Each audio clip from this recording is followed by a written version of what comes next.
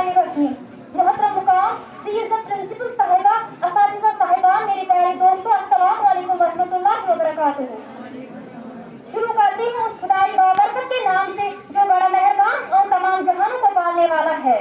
दरूद और सलाम मोहम्मद अली मोहम्मद पर। पहले मैं अपने असातिज़ा का शुक्रिया अदा करना चाहूंगी जिन्होंने मुझे इस बड़े मौके पर बोलने के काबिल समझा। आज मुझे जिस मौजू पर लफ्ज़-ओ-शायरी करने का मौका मिला है वो है उस्ताद की अज़मत।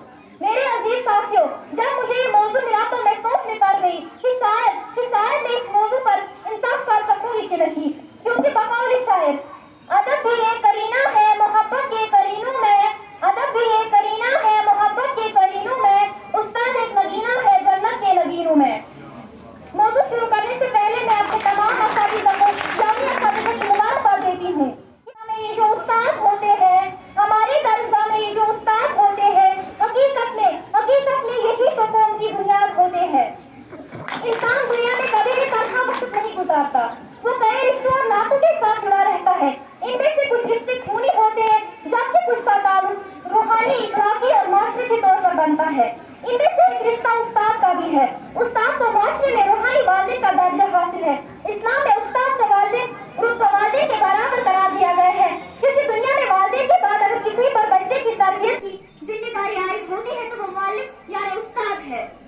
क्योंकि उस्ताद ही तो वो हस्ती है जो हमें अंधेरे से निकालकर रोशनी की राह दिखाता है।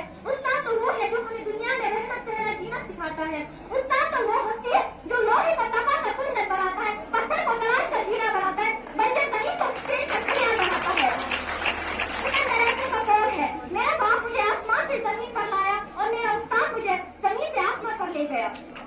खज़ां के मौसम में भी बहार देते हैं, खज़ां के मौसम में भी बहार देते हैं, उस्ताद तरबियत से तलबा को निखार देते हैं। हाज़िरीन किराम, सरवर कायनात हुज़ूर अकरम सल्लल्लाहु अलैहि वसल्लम ने अपने आप को मौलिक करार देकर उस्ताद की अज़मत को बुलंद किया है। बल्कि मेरा तो ये दावा है, जिस तरह फूलों को महक की जरूरत होती है, चांद को दमक की, सूरज को चमक की, रूह को जिस्म की, इसी तरह माशरे को एक उस्ताद की जरूरत होती है। यहाँ से उस्ताद वाजिबुल एहतराम शख्सियत है।